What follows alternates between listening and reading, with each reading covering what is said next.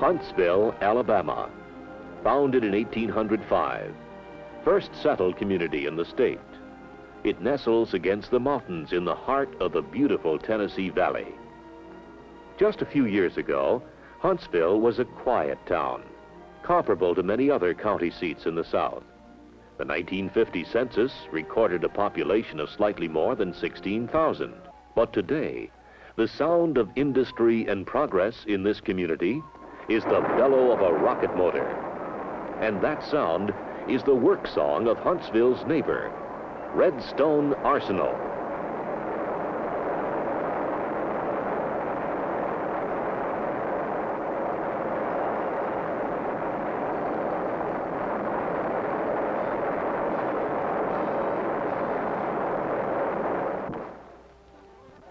Quiet no longer, Huntsville now is Rocket City, USA. Since the Army moved its rocket program to Redstone in 1950, Huntsville has gained more than 125,000 residents. Rockets have made Huntsville one of the nation's major aerospace centers.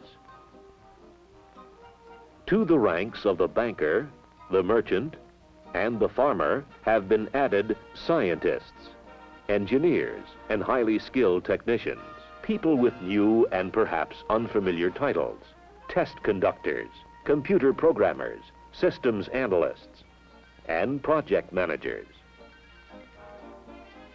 Enlightened civic leadership is gracefully blending the new with the old. Municipal facilities, roads, sewers, public and private schools, universities, and recreational areas have kept pace with the needs of a healthy, growing community. But the job is not done, the end not yet in sight. More than 50 flights a day now operate from this $20 million airport, served by 3 major airlines. New faces arrive daily. The activities at Redstone Arsenal attract official visitors from all walks of life, some 80,000 each year, people from every state in the Union. Many come on business. Many others come to stay and take an active part. Redstone is the nerve center of the Army's missile and rocket programs. It is home for the U.S. Army Missile Command, which directs a worldwide effort of the Army and American industry to arm our soldiers with the best that technology can devise. Redstone is also headquarters for the Army Missile and Munitions Center and School, one of the largest educational institutions in the South, where missiles and conventional ammunition are the subjects, and military men from America and her allies are the student body. Redstone is also headquarters for the Sentinel System Command, charged with developing, procuring, and installing on sites throughout the country the nation's ballistic missile defense network. Also assisting in the Sentinel deployment are the Sentinel Logistics Command and the Huntsville Division of the Army Corps of Engineers. Both have headquarters in Huntsville. 2 industries oriented to Army rocket propulsion research and development are also located on the Arsenal: Thiokol Chemical Corporation and Rome and Haas. A tenant on Redstone is NASA's Marshall Space Flight Center, begun with a nucleus of facilities and personnel transferred from the Army team. Now, home of the mighty Saturn space vehicle, designed to send Americans on a voyage of discovery to the moon.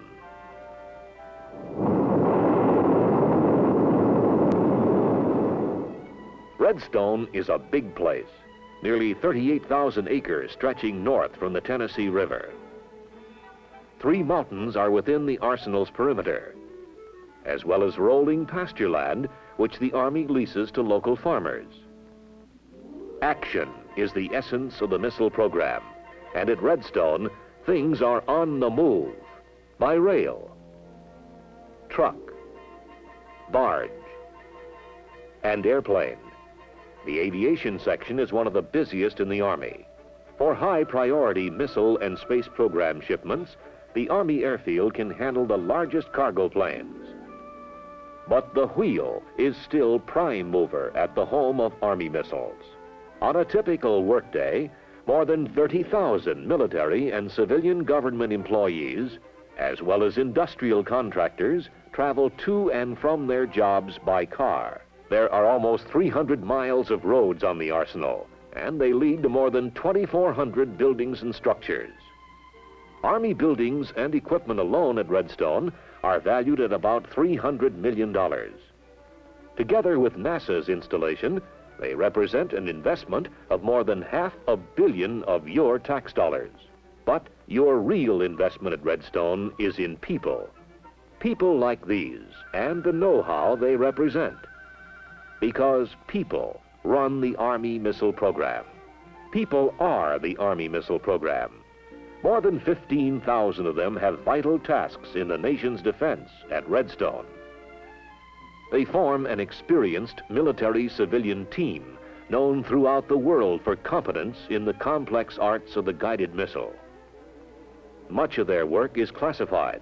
Many of their major accomplishments go unpublicized as a result. But some you may recall.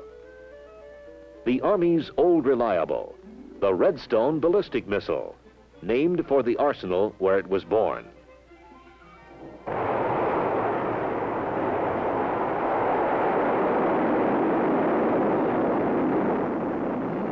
It was the Redstone that the Army team at Redstone modified to make the Jupiter C launch vehicle used to orbit Explorer 1, the free world's first scientific Earth satellite. And a modified Redstone provided the boost that sent astronaut Alan Shepard on America's first suborbital spaceflight. But that was yesterday. Today's work for the Army at Redstone is missiles. Missiles and rockets to do a variety of tasks for the soldier in a variety of potential conflicts.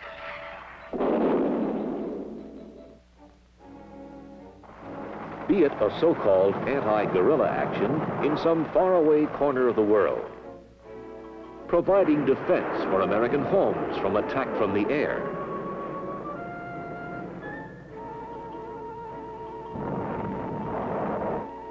or extending the soldier's reach and striking power on some future battlefield in limited or general war. The Army activities at Redstone make sure that the soldier is ready to fight in defense of freedom, ready with the weapons that today's technology makes possible and demands.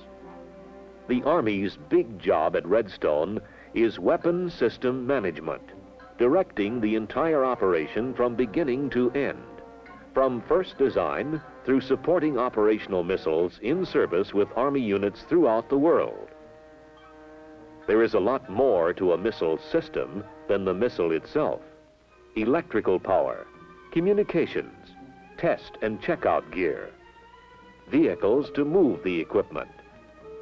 Everything it takes to get the missile on site, ready to go. That's what the Army means when it talks about a missile system.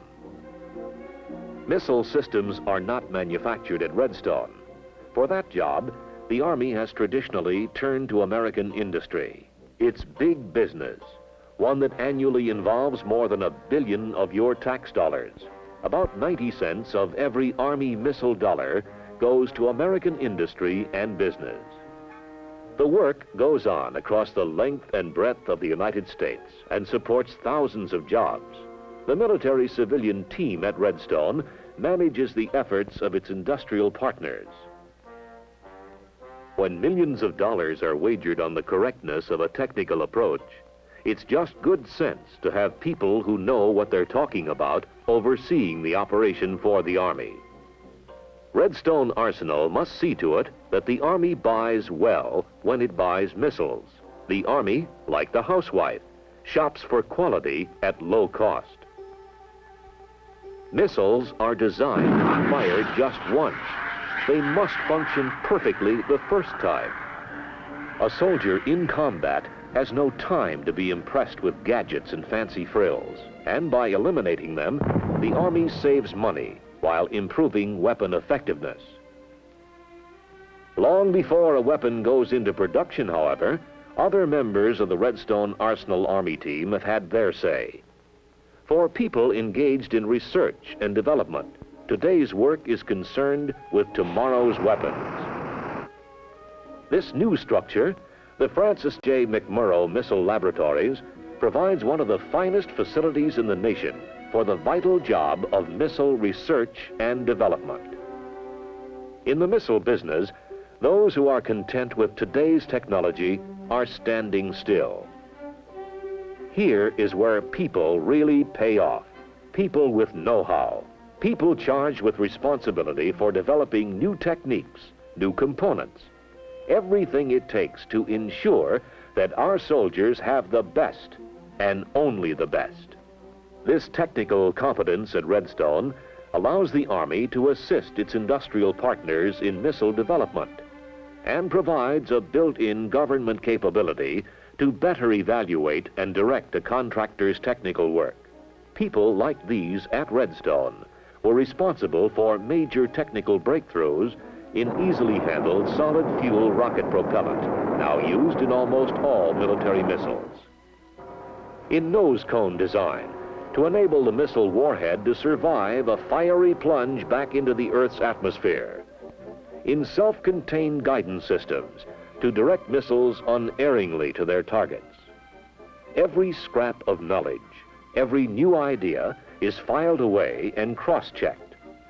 Redstone's Scientific Information Center provides ready reference for all that has been done, all that has been learned. Army missile engineers and those of the Space Agency share this knowledge bank in a cooperative effort and add to it in their daily walk along the frontier of science and technology. Each new idea gets its trial by fire in a rigorous testing program. Army missiles must go where the soldier goes, fight where he fights. Testing at Redstone makes sure they can. Missiles are exposed to simulated desert sand or dust storm environments, sunshine and searing heat, and Arctic cold, driving rain, salt spray, even jungle fungus. As part of the test program, missiles can be deliberately dropped, bounced, examined in high-altitude chambers, and, if necessary, X-rayed. Before an expensive test missile is committed to flight, it flies tied to the ground at Redstone, while hundreds of instrument readings are taken to analyze its performance. Small missiles are test-fired on the arsenal, and again, the ever-watchful engineers are present with cameras, radars, and other flight data recording systems. Other larger missiles go through their paces in controlled tests at White Sands Missile Range in New Mexico. Long-range missiles such as Pershing, capable of leaping 400 nautical miles from launch to target, are fired overland from remote sites and impact safely within White Sands. And even when the missiles meet the test, even after they are operational with Army forces in the field, Redstone Arsenal has a continuing responsibility. Military and civilian supply experts coordinate a worldwide network to assure that operational Army missile units receive the care and repair parts required to stay ready to go. Wherever American soldiers serve, there are Army missiles. One missile may contain hundreds of parts. One missile system has thousands. There are literally hundreds of Army missiles operational. The supply problem staggers the imagination. Yet, using the latest automatic data processing techniques, Redstone fills orders from around the world, ordering parts from stocks in Army depots or direct from manufacturers. Electronic brains help in this complex task, but they are no substitute for the real thing. People, again, make the difference. And at Redstone Arsenal, people like these make sure that the battle that was lost for want of a horseshoe nail will not find a counterpart in the age of guided missiles. A soldier must have confidence that his weapons and equipment will work perfectly in battle. Every item is checked periodically to ensure that it delivers peak performance and maximum reliability. Performance and reliability are measured on a fine scale in volts and amperes, watts and ohms, millimeters and microseconds. These are the units of calibration, and calibration too is a major mission at Redstone Arsenal. Here, the Army Missile Command maintains a center of excellence, staffed with experts in the science of precision measurement. They manage the calibration mission for all Army weapons and equipment and ensure that calibration checks are made to the same precise standards throughout the world. Elsewhere at Redstone, thousands of men each year from the U.S. Armed Services and allied nations learn the complex skills of conventional ammunition, or how to keep an array of powerful missile weapons in constant readiness throughout the free world. And here again, as men meet missiles at the end of the Redstone story, people make the difference.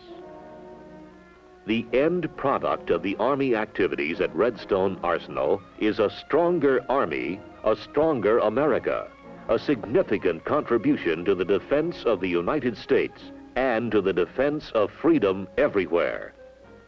That is what America's leaders have found for themselves in visits to Redstone. John F. Kennedy said it. It is still true today. There's no place in the world in this decade that is going to play a more significant role than this community right here in the center of Alabama. And I leave this valley, this state, this region, realizing once again what a strong, great country we are, what a strong, great people we are, and we're all determined to keep it so. A strong, great country, a strong, great people, determined to keep it so. That's Redstone Arsenal.